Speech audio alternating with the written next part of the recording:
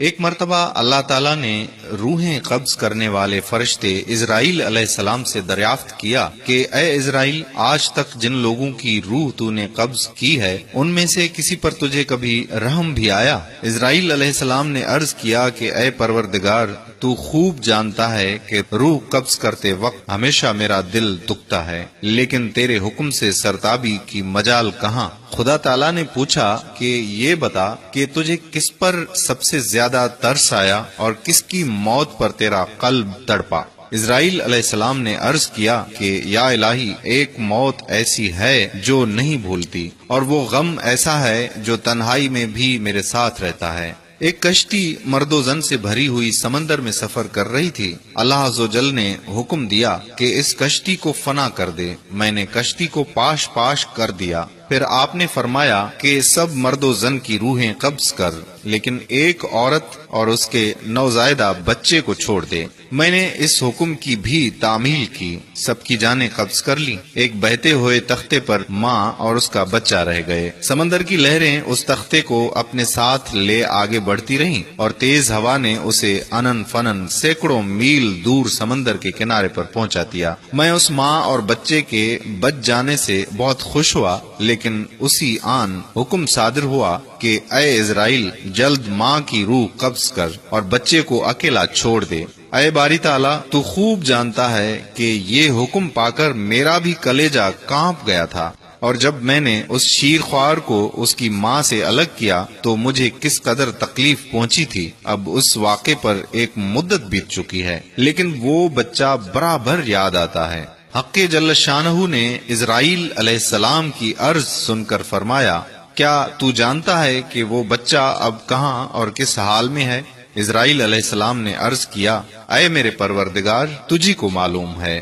ارشاد ہوا کہ اے اسرائیل سن، جب تو نے ماں کی روح قبض کی اور بچے کو تنہا چھوڑ دیا تو ہم نے سمندر کی ایک موج کو حکم دیا کہ اس بچے کو احتیاط سے ایک ویران جزیرے میں ڈال دے۔ اس جزیرے میں ایک سرسبز اور گھنا جنگل تھا، یہاں صاف شفاف میٹھے پانی کے چشمے بہتے تھے اور بے شمار پھلدار درخت تھے۔ اس جزیرے پر ہم نے اپنے فضل و کرم سے محض اس بچے کی خاطر لاکھوں خوشنوا اور حسین پرندے بھیجے جو ہر وقت چہچہاتے اور نئے سے نیا راگ آلاپتے تھے۔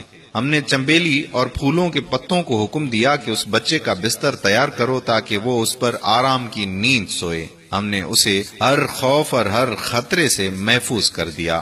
آفتاب کو حکم دیا کہ اپنی تیز دھوپ اس پر نہ ڈال، ہوا کو فرمان دیا کہ اس پر آہستہ آہستہ چل، بادلوں کو حکم دیا کہ اس پر می نہ برسا، بجلیوں کو ہدایت کی کہ خبردار اسے اپنی تیزی دکھا کر مت ڈرا۔ انہی دنوں جنگل میں بھیڑیے کی مادہ نے بچے دیے تھے، ہم نے اسے حکم دیا کہ اپنے بچوں کے ساتھ اس آدمی کے بچے کو بھی دودھ پلا، اس کی دیکھ بھال کر اور اسے کوئی تکلیف نہ پہنچنے دے۔ اے اسرائیل، اس نے بھی ہمارے حکم کی تعمیل کی، یہاں تک کہ وہ تنہا اور بظاہر بے یار و مددگار بچہ پرورش پا کر خوب صحت مند اور بہادر ہو گیا۔ ہم نے اس کے پاؤں میں کبھی کانٹا بھی نہ چبھنے دیا۔ دنیا جہان کی نعمتیں اسے عطا کیں اور وہ ان کا شکر بھی ادا کرتا تھا۔ اور اب اے ملک الموت، تو جانتا ہے وہ بچہ کہاں اور کیا کر رہا ہے؟ اسرائیل علیہ السلام نے سجدہ کرتے ہوئے عرض کیا کہ اے پروردگار، تجھی کو علم ہے۔ اللہ تعالیٰ نے فرمایا کہ وہ بچہ نمرود بن گیا اور اسی نے میرے خلیل ابراہیم علیہ السلام کو آگ کے الاؤ میں جھونکا ہے۔ اب وہ خدائی کا دعویٰ کر کے لوگوں کو میرے راستے سے ہٹاتا ہے اور ان پر تشدد کرتا ہے۔ اللہ اکبر، اللہ اکبر۔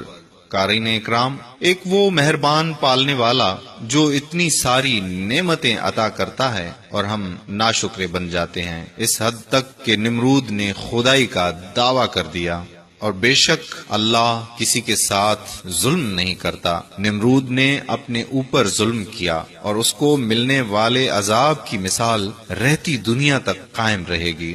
ہمیں ہر وقت اللہ تعالیٰ کی نعمتوں پر شکر ادا کرنا چاہیے، یہی ہمارے حق میں بہتر ہے۔